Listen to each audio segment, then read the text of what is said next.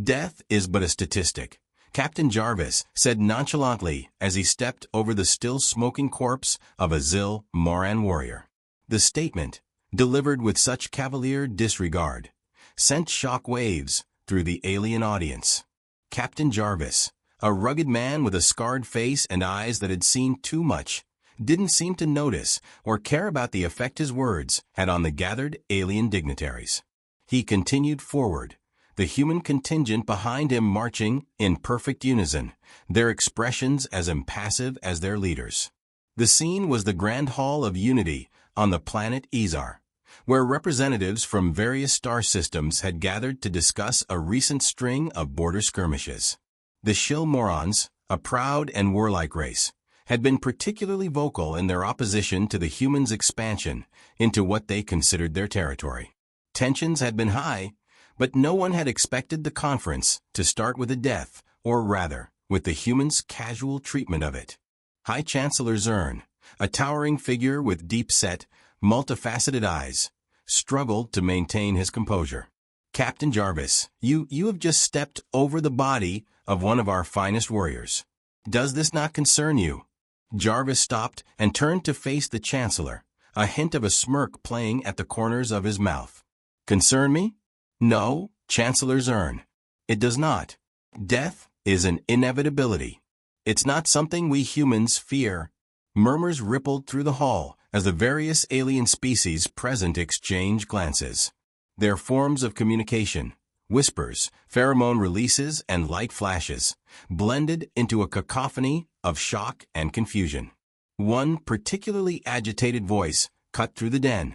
General Krill, a Charon with a fierce reputation and a physique that seemed more weapon than body, stepped forward. His biped exoskeleton gleamed under the hall's lights, and his mandibles clicked angrily. Humans may not fear death, but they should respect it. You cannot simply dismiss the loss of life so lightly. Jarvis met the general's glare without flinching. Respect, perhaps. Fear, never. You see, General, humans have a peculiar relationship with death. It's not that we seek it out, but we don't let it dictate our actions either. We understand it's a part of life, something that comes for everyone. And we have learned to live with that knowledge. The general's mandibles opened and closed rapidly, a sign of deep agitation. You speak as if you are above it all, as if your lives are less precious than ours. Jarvis's smirk grew into a full grin. Not less precious, General. Just less fragile. At this, the hall erupted into a full-blown uproar. The idea that humans did not fear death was not only alien, but deeply disturbing to most of the species present. For the Shill Morons, whose society was built on a strict code of honor and respect for the fallen, this casual attitude was almost blasphemous. The High Chancellor raised a hand, calling for order. Slowly, the noise died down, but the tension in the room was palpable. Captain Jarvis, perhaps you would enlighten us further, Zern said. How is it that humans can face death without fear? Jarvis's face turned serious. It's a long story, Chancellor, rooted in our history and our evolution. But the short version is this. Humans are survivors. We've faced extinction countless times through war, disease, natural disasters, and we've come out stronger each time. We've learned that fear of death only hinders us, makes us weak. So, we embrace it not as an end, but as a part of the journey. A thin, wiry figure with grayish skin and elongated limbs, representing the Zori, a species known for their philosophical wisdom, interjected. But, without fear of death, how do you value life? How do you find meaning? Jarvis nodded thoughtfully. That's a fair question. We value life because it's fleeting. Each moment is precious because it could be our last. This drives us to achieve, to explore, to push boundaries. The lack of fear doesn't diminish the value of life. It enhances it. We're not reckless. We simply refuse to be paralyzed by the inevitable. General Krill's eyes narrowed. Then perhaps it is time to test this lack of fear. He gestured to one of his guards, who brought forward a device that looked ominously like an execution tool. Will you face this, human? Before Jarvis could respond, a young soldier from his contingent stepped forward. Allow me, sir. The soldier, barely out of his teens, but with the hard look of a seasoned warrior, faced the general. I am Private First Class Michael Hayes, and I volunteer. The room fell silent as Hayes stood resolute. The device hummed to life, its purpose clear and deadly. Without hesitation, Hayes placed his hand on it, and a bright flash filled the room. When the light faded, Hayes stood unharmed, a slight burn on his hand, the only evidence of the device's power. General Krill looked at the human soldier with a mixture of respect and confusion. Why did you volunteer? Do you not value your life? Hayes met his gaze steadily. I value my life, General, but I value my comrades, my mission, and my species more. Death is just a part of the duty. Captain Jarvis stepped forward, placing a hand on Hayes' shoulder. You see, General Chancellor, it's not that we don't value life. We just don't fear death. It's a subtle difference, but it makes all the difference in the universe. As the human contingent continued to the negotiation table, the aliens present were left to ponder this shocking revelation. The humans were unlike any species they had encountered before, and in the back of everyone's mind, a single thought lingered.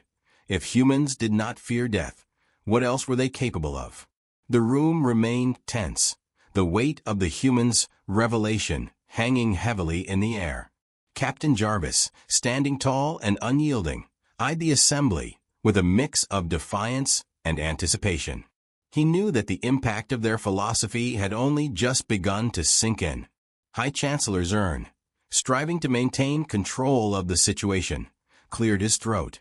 Captain Jarvis, Private Hayes, your demonstrations are enlightening. However, understanding your mindset does not necessarily mean we accept it. The Shilmarans and our allies believe that the fear of death is what keeps societies in check, maintaining order and preventing chaos. Jarvis nodded. We understand your perspective, Chancellor, but our history has taught us differently. We believe that facing death head-on makes us stronger, more resilient. It's a fundamental part of what makes us human. General Krill's mandibles clicked sharply. Perhaps it is time to put your resilience to the test in a more substantial manner. The room fell silent again as Krill's words hung ominously in the air. Jarvis could sense the shift. The negotiations were veering away from diplomacy and toward a potential conflict. He had expected this. Humans, with their unpredictable and tenacious nature, were often met with resistance and hostility from other species. We are always ready to prove ourselves, General, Jarvis replied evenly. But understand this, we do not seek unnecessary conflict. Our aim is not conquest, but survival and growth. If a test is what you demand, then a test you shall have. But it will not be on your terms alone. Zern raised a plated hand. Let us not be hasty. We are here to find a solution, not to escalate tensions.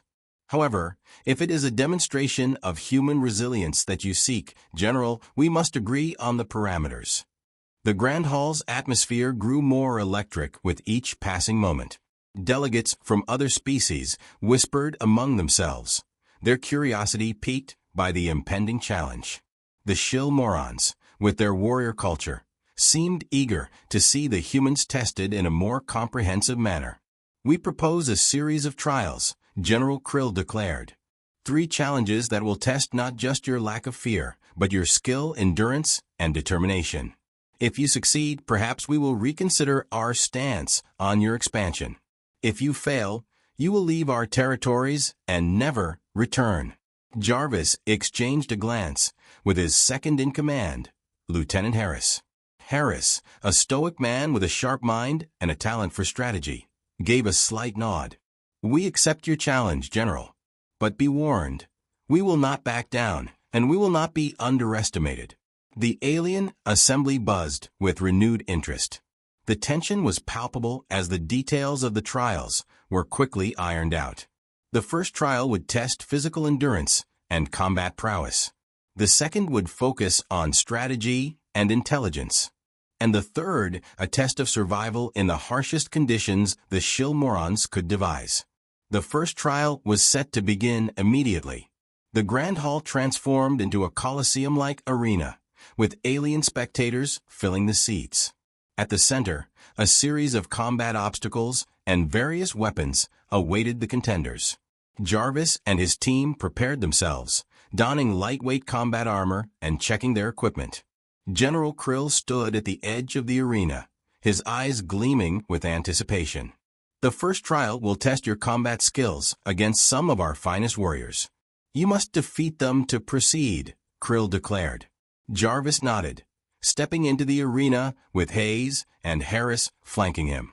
The shill warriors, towering and imposing with their exoskeletal armor and deadly weapons, entered from the opposite side. The tension was thick, the crowd silent with anticipation.